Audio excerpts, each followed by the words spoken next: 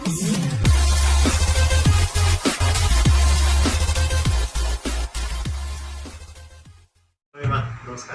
हार्दिक स्वागत छ यहाँ रङमा श्रीमान नरप्रमुजी प्रमुजी र विभिन्न संसार क्षेत्रबाट यहाँ पाल्नुभएका समाजका सच्चा पहरेदार मित्रहरू। आज यो कोरोना भाइरसको सङ्क्रमणको सुरुवाती चरणदेखि आजसम्म गौरीगङ्गा नगरपालिकामा के कामहरू भएका छन्, राहत विशेष गरी राहत र जनचेतना फैलाउने विषयमा कता कताबाट सङ्कलन भएको छ, आर्थिक र वस्तुगत सहायता कस्ता आएका छन् र कसरी वितरण गरिएका छन्, यो विषयमा आज प्रस्तुतिकरणका लागि यहाँलाई हामीले आमन्त्रण गऱ्यौँ। यहाँहरू आउनुभयो, यसका लागि हामी आभार व्यक्त गर्दछौँ। र आजको यस कार्यक्रमलाई सबैभन्दा पहिला त अध्यक्षता ग्रहण गरिदिनु हुन श्रीमान नगर प्रमुखज्यूलाई आभार गर्दछु। साथै आजको यस प्रेस मिटमा आफ्ना केही भनाइहरू राखेर हाम्रो संक्षिप्त प्रतिवेदन पेश गरिदिनु हुनुहुन्छ। धन्यवाद प्रमुख संसदीय अधिकृतज्यू, नगर प्रमुखज्यू र उपस्थित सम्पूर्ण पत्रकार महानुभावहरू। अब यतिखेर विश्व लकडाउन भएको अवस्था छ। विश्व एकदम तराईमा अगाडि बढिरहेको छ। त्यही सन्दर्भमा हाम्रो मुलुकमा पनि कोभिड-19 कोरोना भाइरसको सङ्क्रमण हुने डरका कारणले यसलाई रोकथाम गर्नका निम्ति, नियन्त्रण गर्नका निम्ति नेपाल लकडाउन छ। त्यही सन्दर्भमा गौरीगङ्गा नगरपालिकाले पनि विभिन्न खाले क्रियाकलापहरू कामहरू गर्दै आइरहेको छ। यस सन्दर्भमा अहिलेसम्म हामीले के गऱ्यौँ त भन्ने विषयमा जानकारी गर्नका निम्ति यहाँलाई हामीले आमन्त्रण गरेका हौँ र हाम्रो निमन्त्रणालाई स्वीकार गरेर यहाँहरू आइदिनु भएकोमा सबैलाई हार्दिक स्वागत गर्दै धन्यवाद दिन चाहन्छु। र धेरै लामो भन्दा पनि अब अहिलेसम्म हामीले गरेका सेवाका बिचमा सेवाहरू के भयो भन्ने विषयमा अगाडि बढ्न गइरहेको छु अथवा अगाडि बढ्न गइरहेको छु। र यसमा अहिलेसम्म हाम्रो क्वारेन्टाइनबाट सेवा लिने, क्वारेन्टाइनमा बस्ने मान्छेहरूको सङ्ख्या 179 जना पुगेका छन् र भारत लगायत अन्य मुलुकबाट आएका 650 जना मान्छेहरू हाम्रो गौरीगङ्गा नगरपालिकामा हुनुहुन्छ। यसै गरिकन आरडिटी जाँच भएका जम्मा 325 जना, प्रत्येक वडामा हामीले आरडिटी टेस्ट गरेका छौँ, ऱ्यापिड टेस्ट गरेका छौँ 325 जनाको, र स्वाब सङ्कलन गरेर पिसिआर जाँच भएका 29 जना उहाँहरूको जाँच भएको छ। यसै गरिकन अब सस्पेक्टेड केसहरू अथवा शङ्कास्पद कोरोना शङ्कास्पद मान्छेहरूलाई हामीले यहाँबाट रिफर गरेर धनगढीमा एम्बुलेन्स मार्फत उद्धार गरी पठाएको 8 जना छ अहिलेसम्म, 8 केसहरू। र यसै गरी क्वारेन्टाइन तथा स्वास्थ्य संस्थामा हामीले चाहिँ यो औषधि छर्किने काम भएको, 5 पटक औषधि छर्किने काम भएको छ।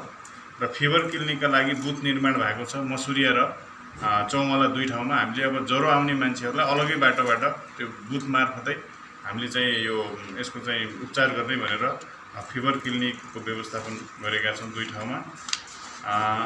यसरी हामीले गरेका क्रियाकलापहरू अहिलेसम्म हाम्रो चाहिँ कोरोनाका विषयमा यी भयो भने अब राहतदेखि लिएर अन्य सहयोगी संस्थाहरू हामी कहाँ रहेका छन् उहाँहरूको पनि म थोरै नामावली यहाँ भन्न चाहन्छु। Nepal red cross society Gauriganga उपशाखाले अहिलेसम्म हामीलाई कम्बल 45 वटा, बाल्टिन 42, जग 23, झुल 40, मास्क 500 सहयोग गरेको छ। यसै गरी एनआइसी एसिया अत्तरिया ब्याङ्कले 875 किलोग्राम चामल, 175 किलोग्राम दाल, 210 पाउच तेल, 72 किलोग्राम नुन, यसरी हामीले एनआइसी एसियाबाट सहयोग भएको छ। यसै गरिकन ज्ञानेन्द्र खड्का राजीपुर बडीमालिका रिकन्डिसन अत्तरियामा छ, उहाँले चाहिँ 120 प्याकेट 5 किलोको पिठो उहाँले चाहिँ सहयोग गर्नुभएको छ। यसै गरी किसान बहुद्देश्य सहकारी संस्था लिमिटेड लम्कीले 780 किलोग्राम चामल सहयोग गर्नुभएको छ। यसै गरी पर्यावरण एवं वन पैदावार व्यवसायी सङ्घ धनगढीले 15 कुइन्टल चामल उहाँले चाहिँ सहयोग गर्नुभएको छ। ओरेक नेपालले पिपी 8 पिस, सेनिटरी प्याड 342 वटा उहाँबाट सहयोग आएको छ। यसै गरिकन वेस्टर्न डिस्टिलरी प्राली मसुरिया कृष्ण देउवाबाट 16 कुइन्टल चामल उपलब्ध भएको छ। सिसिएसडी धनगढीबाट 800 किलोग्राम चामल, सेनिटाइजर 35 पिस, साबुन 131 पिस, बाल्टिन 3, जग 3, बाटा 3। र यसै गरी ओल्ड भिजनबाट रसी 40 पिस, ब्ल्याङ्केट 20 पिस, झुल 20 पिस, पिपी 3, बाल्टिन 5। यसै गरी एनएनएसडब्ल्यूएबाट 200 जोडी gloves, Virex 15 piece, sanitiser thermal gun 1 piece भएको छ। यसै गरी उद्योग वाणिज्य तथा आपूर्ति मन्त्री लेखराज भट्टबाट सेनिटाइजर 240 पिस, पेप्सोडेन्ट 144 पिस, साबुन 630 piece, PP 20 piece, paracetamol 3500 tablet, HIV kits 3, mask 8000 थान उहाँबाट भएको छ। अब यी प्राप्त भएका जति पनि सामग्रीहरू छन् यी हामीले प्रत्येक वडावाइज हामीले डिस्ट्रिब्युट गरेका छौँ र यसमा 1 देखि 11 वडासम्म हामीले यो चामलहरू, दाल, तेल, पिठो, नुन जति पनि आएको छ त्यो सबै वडामा हामीले डिस्ट्रिब्युट गरेका छौँ र सामग्रीहरू स्वास्थ्य संस्थाहरू लगायत प्रत्येक वडा कार्यालयमा पनि हामीले सामग्रीहरू मास्क, सेनिटाइजर यी चाहिँ वडामा पनि पठाएका छौँ र यसै गरिकन क्वारेन्टाइन जनप्रिय माविकमा क्वारेन्टाइन र मालिका माविकमा भएको क्वारेन्टाइनमा पनि हामीले यी सामग्रीहरू पठाएका छौँ। यसै गरी सेफ हाउस एउटा अहिले चाहिँ द्वन्द्व पीडित महिलाहरूका निम्ति अथवा द्वन्द्व पीडित घरेलु हिंसा लगायत विभिन्न खाले महिला हिंसा अन्य पनि हिंसाबाट पीडित महिलाहरूका निम्ति सेफ हाउस मसुरियामा स्थापना भएको छ। त्यसका निम्ति पनि कि हामीले सामग्री उहाँहरूलाई पनि सहयोग गरेका छौँ र यसै गरिकन हामीले अब राहत अहिले 2569 जना घर परिवारलाई 2569 घर परिवारलाई राहत वितरण गरेका छौँ, जसमा 1 नम्बर वडामा 240 घर परिवार, 2 नम्बर वडामा 160, 3 नम्बर वडामा 372, 4 नम्बर वडामा 350, 5 नम्बर वडामा 246, 6 नम्बर वडामा 210, 7 मा 154, 8 मा 336, 9 मा 230, 10 मा 171, 11 मा 100 जना गरी 2569 जनालाई राहत वितरण गरेका छौँ र राहतको प्याकेजमा 4 जनासम्म परिवार भएको घर परिवारलाई 10 किलो चामल, 1 किलो दाल, नुन र तेल गरेका छौँ र 4 जनाभन्दा बढी भएको घर परिवारलाई 15 किलोको मापदण्ड बनाएका छौँ। चामल 15 किलो, दाल 2 किलो, नुन 1 किलो, तेल 1 किलो गरेर यसरी चाहिँ हामीले नगरपालिकाले पहिलो चरणमा यो राहत वितरण गरिसकेका छौँ र अब दोस्रो चरणको राहत वितरण गर्नका निम्ति प्रत्येक वडामा अहिले चाहिँ नामावली आइरहेको छ। त्यो नामावली लिस्ट फाइनल हुने बित्तिकै के दिनमा हामीले चाहिँ त्यो बाँड्नेछौँ र अब अहिलेसम्म नगरपालिकाको राहत कोष हामीले स्थापना गरेका थियौँ। सुरुमा नगरपालिकाले 11 लाख रुपियाँ त्यो राहत कोषमा हामीले राखेका थियौँ र त्यो 11 लाखबाट प्रत्येक वडामा 1-1 लाखका दरले सामग्रीहरू वितरण गर्ने राहत सामग्री भन्ने निर्णय गरेका छौँ। त्यो अनुरूप त्यो राहत वितरण भइसकेको छ र त्यसपछि प्रदेश सरकारबाट यो चाहिँ यहाँको क्वारेन्टाइनदेखि लिएर अरू निर्माण गर्नका निम्ति सुरुमा 4 लाख रुपियाँ आएको थियो भने पछि 26 लाख रुपियाँ, पछि अहिले चाहिँ राहत वितरण गर्ने भनेर 26 लाख आएको छ। यसरी 30 लाख रुपियाँ प्रदेश सरकारबाट आएको छ र विभिन्न सामुदायिक वनहरूबाट अहिले 3,48,500 रुपियाँ आएको छ र साना किसान सहकारीबाट 15,000 र निजी विद्यालयहरू सबै यहाँका निजी विद्यालयहरूले 1,25,000 रुपियाँ दिनुभएको थियो। त्यसमा 10,000 को चेक अलिकति साटिएको छैन, त्यसैले हामी यो जो क्यास चेक साटिएको छ त्यो मात्रै डाटामा राखेका छौँ र 1,15,000 रुपियाँ निजी विद्यालयहरूबाट आएको छ र यसै गरिकन अब सबै सङ्घ संस्थाहरूबाट आउँदाखेरि 4,60,000 सबै टोटल हाम्रो र प्रदेशको सबै मिलाएर 46,01,500 रुपियाँ हाम्रो चाहिँ टोटल राहत कोषमा जम्मा भएको छ। 46,01,500 र यसै गरिकन हाम्रो चाहिँ अहिले 11 वडामा 1-1 लाखका दरले हामीले पहिलो चरणको राहत वितरण गर्ने भनेर छुट्याएका छौँ र अहिले हामीले फेरि 11 लाख त्यसरी छुट्यायौँ। अहिले 2,15,000 का दरले दोस्रो चरणको राहत वितरण गर्ने भनेर प्रत्येक वडाले किनेर राहत वितरण गरोस् भनेर उहाँलाई छुट्याएका छौँ। त्यसरी राहतमा हाम्रो 34,65,000 रुपियाँ हामीले छुट्याइसकेका छौँ।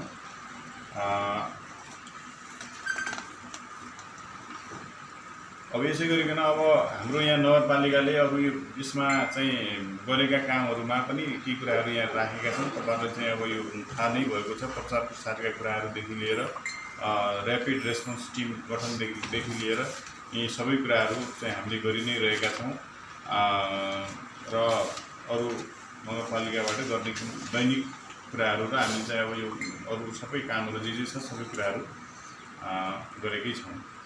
त्यही छ। यसमा के अरू कुराहरू छ भने जस्तो रात बाँड्दाखेरि तपाईँहरूले बाँडिराख्नु भएको छ, यदि पनि विभिन्न ठाउँबाट हामीले रात पाएनौँ भन्ने खालको गुनासोहरू आइरहेको छ। रात बाँड्दाखेरि कसरी छनौट गर्नुभएको छ, मापदण्ड के बनाउनु भएको छ?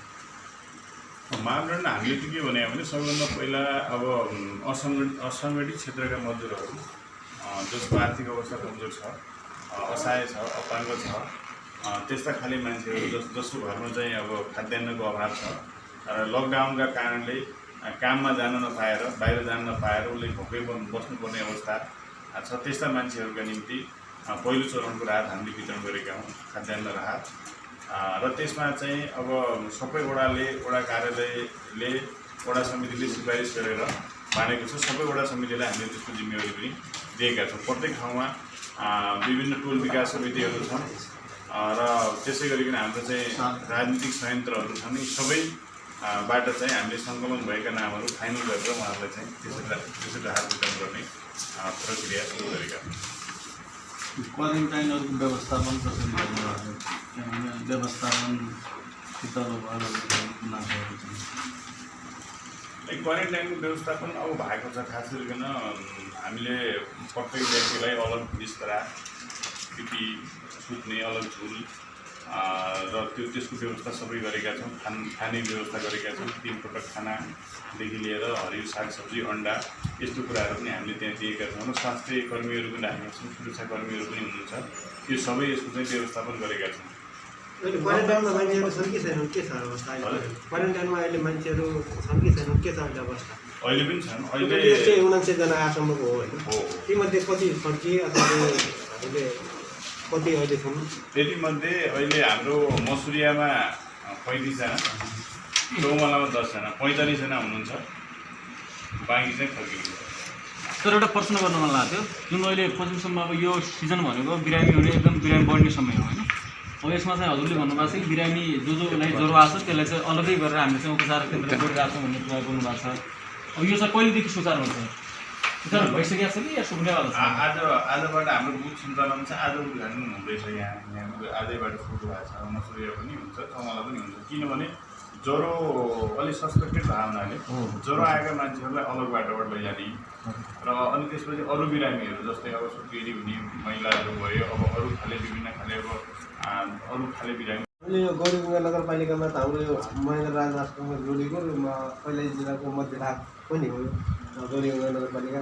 यो क्षेत्रबाट जस्तै यहाँ पनि काम गर्ने मजदुरहरू थिए होलान्, तिनीहरूले चाहिँ आफ्नो घर फर्कन पाए कि पाएन, अथवा चाहिँ बाहिरबाट आउँदाखेरि हिँडेर जाने मजदुरहरू अथवा चाहिँ यात्रुहरूलाई हामीले केही सुविधाहरू दियौँ कि, अथवा चाहिँ उनीहरूलाई त्यो गन्तव्यसम्म अथवा चाहिँ हाम्रो सीमासम्म पुर्याउने सहज बाटोमा के यो बाहेकका अब हामीले केही क्रियाकलापहरू गऱ्यौँ कि सामाजिक त्यस्तो खासै हामी कहाँ त्यस्तो आउनु पनि आएन। तर हामीले पनि के भनेको थियो भने यदि लकडाउनका कारणले हाम्रो नगरपालिकामा बाहिरका मान्छेहरू कोही फस्नु भएको छ भने तपाईँहरू जानकारी गराउनुहोस्, हामीले तपाईँहरूलाई चाहिँ यहाँबाट पनि उद्धार गर्छौँ भनेर जानकारी गराएका थियौँ।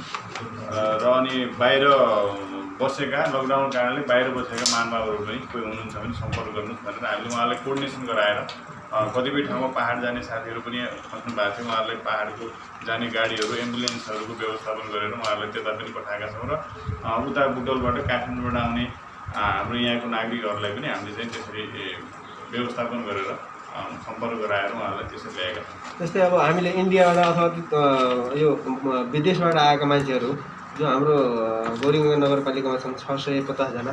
अब यिनीहरू नियमित सम्पर्कमा छन् अथवा यिनीहरूको चाहिँ डाटा हामीले सङ्कलन गरेर यिनीहरूलाई चाहिँ पछिसम्म पनि नियमित सम्पर्क भनौँ न, भोलि के भयो भने तिनीहरूको चाहिँ सम्पर्क डाइरेक्ट के छ, कस्तो खालको च्यानल हामीले बनाएको छ? उहाँहरूलाई हामीले के गरेको छ भने एउटा वडा समन्वय समिति, यो कोरोना रोकथाम तथा नियन्त्रण वडा समन्वय समिति एउटा गठन गरेका छौँ। र त्यसैमा वडा स्तरीय सूचना केन्द्र पनि हामीले गठन गरेका छौँ। उहाँहरूलाई के भयो भने उहाँहरूले त्यहाँ सूचना दिने, जानकारी दिने, र त्यसमा हाम्रो टोल विकास समितिहरू पनि छन् र महिला स्वयंसेविकाहरू पनि हुनुहुन्छ र हाम्रो जनप्रतिनिधिहरू पनि हुनुहुन्छ। र उहाँहरूलाई तपाईँहरूलाई के समस्या भयो भने तपाईँहरू सम्पर्कमा आउनु होला हामीले भनेका छौँ। उहाँहरू कतिपय सम्पर्क पनि आउनु भएको छ। र हामीसँग चाहिँ यो किट रहन्जेलसम्म, जति हामीले किटको अभाव नहुन्जेलसम्म हामीले त्यो किट लगेर प्रत्येक वडामा त्यो इन्डियाबाट आएका मान्छेहरू ऱ्यापिड टेस्ट पनि गरेका छौँ। र उहाँहरूलाई शङ्कास्पद मान्छेहरूलाई चाहिँ अन्डाइमा गऱ्यौँ पहिलो दिन होइन। त्यसै गरी सबै वडाहरूमा हामीले चाहिँ गरिरहेको छौँ। अनि जस्तै भारतमा आउन 650 छ, हामीले टेस्ट गरे त थोरै छ, 29 जना र 225 जना, बाँकी चाहिँ गरेका छैनौँ। बाँकी गरेका छौँ रिजल्ट यही हो सबै प्रत्येक वडामा। अब हामी यहाँबाट 325 जना र 29 जना गरेर हामीले गरेका छौँ होइन। यो 29 जना भने के हो भने क्वारेन्टाइनमै बसेका मान्छेहरू पनि हुन्। सुरुमै एउटा काठमाडौँबाट टेकुबाट एउटा चाहिँ टिम आएको थियो, उहाँहरूले चाहिँ स्वाब टेस्ट गर्नुभएको थियो होइन, PCR सिधै टेस्ट गरेर पठाउनु भएको हो। बाँकी प्रत्येक वडामा हामीले चाहिँ यो टिम पठाउँदाखेरि त्यो वडामा 25 जना 30 जना 40 जना अलिक सस्पेक्टेड मान्छेहरू, शङ्का लागेका मान्छेहरूले टेस्ट गराउनु हो। त्यसरी चाहिँ यो आएको छ। खास गरी अहिले समस्या के हो भने यो ऱ्यापिड टेस्ट गर्नका निम्ति त्यो किटको नै अभाव छ। नत्र हामी सबैको गरिसक्थ्यौँ, अहिलेसम्म 600 जनाकै गरिसक्थ्यौँ होइन। यो चाहिँ हाम्रो मुलुकमै रहेनछ।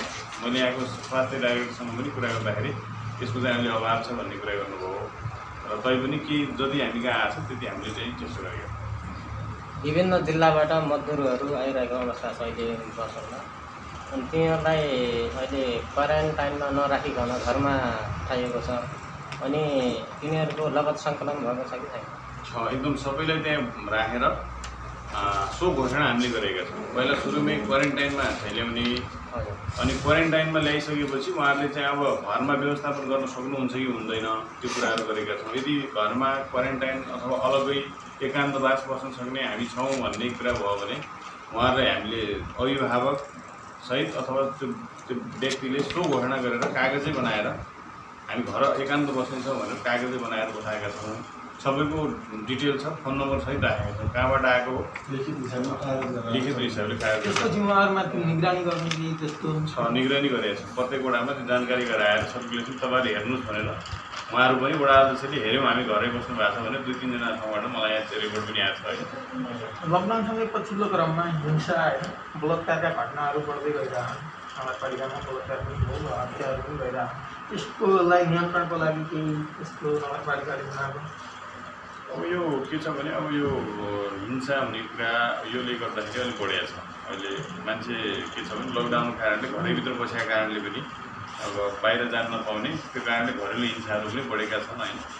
अस्ति यो नयाँ वर्षको दिन बलात्कार पनि एउटा भएको छ। त्यो भएको हुनाले यसलाई चाहिँ हामीले गर्ने भनेको सबैभन्दा नगरपालिकाले गर्ने भनेको एक किसिमको सबैलाई जानकारी गराउने होइन। सबैले चाहिँ अब यस्ता कुराहरू गर्नु हुँदैन, नराम्रा कुरा हुन् भनेर हामी जानकारी गराएका छौँ। र यदि त्यस्तो कहीँ कतैबाट जानकारी आयो भने त्यसलाई तुरुन्तै हामीले रेस्क्यु गर्ने, तुरुन्तै चाहिँ हामीले चाहिँ अब प्रशासनलाई पठाउने र हाम्रो चाहिँ संयन्त्र पनि अब त्यहाँ पठाउने, त्यस्ता खाले हामीले चाहिँ काम गरेका छौँ। र अरू खासै त्यस्तो एउटा सेफ हाउसको कुरा यहाँ भएको छ। जस्तै अब अहिले चाहिँ अब समस्या स्थापना भएको सेफ हाउस करिब 1 हप्ताभन्दा बढी नै भइसक्यो। अब त्यसलाई अनौपचारिक रूपले अहिले सुरुवात गरिरहेका छौँ, किनभने लकडाउन भएको हुनाले धेरै मान्छेहरूलाई बोलाएर उनीहरू यताउति भन्नुभन्दा पनि अहिले यो पहिला जिल्लाभरिमै अब हिंसामा परेका मान्छेहरूलाई अब त्यहाँ सेफ हाउसमा राख्ने भन्ने छ। र अहिले चाहिँ त्यहाँ 5-6 जना मान्छे हाम्रो चाहिँ आउने कुरा थियो। अस्ति म त्यहाँ गएर केही सामग्री पनि हामीले वितरण गरेका छौँ। मसुरियामा बडेपुरमा राखेका छ। यो गोरेक नेपाल र हाम्रो चाहिँ नगरपालिकाको सहकार्यमा ठिक छ आइहाल्नु सबैको। जस्तै हामीले चाहिँ क्वारेन्टाइनमा बसेर चाहिँ आफ्नो निश्चित समयावधि पार गरिसकेपछि फर्किएका व्यक्तिहरू छन्, उनीहरूलाई पनि अब फर्काउँदाखेरि उनीहरूलाई चाहिँ कस्तो खालको सजेसन दिएका छौँ? अनि उनीहरूलाई चाहिँ हामीले नियमित सम्पर्कमा आउने अथवा के गर्ने, हामीले तिनीहरूलाई चाहिँ कस्तो खालको चाहिँ भनेर उनीहरूलाई घर फर्काइया छ? अब उनीहरूलाई सुरुमा हामीले के गर्यौँ भने 14 दिन राखिसकेपछि अझै 1 हप्ता घर बस्ने गरी प्रतिबद्धतासहित सबैलाई अभिभावकहरूलाई बोलाएर अब उहाँहरूलाई पनि अभिभावकलाई पनि अब यसलाई अझै 1 हप्ता घर अलग राख्नुपर्छ, किनभने 21 दिनसम्म राख्नुपर्ने नीति भएको हुनाले उहाँलाई अझै 7 दिन घर राख्नु होला भनेर सम्झाइ बुझाइ गरेर उहाँले प्रतिबद्धतासहित हामी के उहाँहरूले हामी चाहिँ बाहिर जाने छैन भन्ने प्रतिबद्धता र अनि के समस्या भयो तुरन्त हामी स्वास्थ्य कर्मीसँग सम्पर्क गर्नेछौँ भन्ने हिसाबले उहाँले पठाए। सर यो मार्क्सको कुरा यो वडामा पनि वडा स्तरमा पनि भनेको छ सर होइन, अलिकति कन्फ्युज भएको कुरा। तपाईँ घर घरमा दिनुभएको कि जो इन्डियाबाट बाहिरबाट आउनु भएको छ उहाँहरूलाई नपुगेकाहरूलाई चाहिँ यो मार्क्स वितरण गर्नुभएको खासमा? मास्कको भन्नाले कतिको गुनासो पनि छ कि हामीले मार्क्स पाएनौँ भन्ने पनि गुनासो छ कि सर? त्यो पब्लिक लेभलमा हामी जान सक्दैनौँ सबैलाई होइन।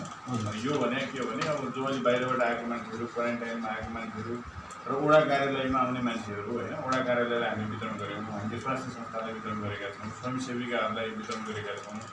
र उहाँहरू मार्फत जस्तै स्वयंसेविकाका हामी दियौँ है, स्वयंसेविकामा मासु छैन हामी कहाँ कसरी भन्यो भने उहाँबाट चाहिँ मासु दिने कार्यालयमा जाँदा मासु प्रयोग नगरिरहेको गएकालाई मासु दिने प्रत्येकवटा कार्यालयमा स्वास्थ्य संस्थाहरू हाम्रो चाहिँ मसुरी चौमला र यहाँको स्वास्थ्य इकाइ केन्द्रहरूमा हामीले त्यसरी वितरण गरेका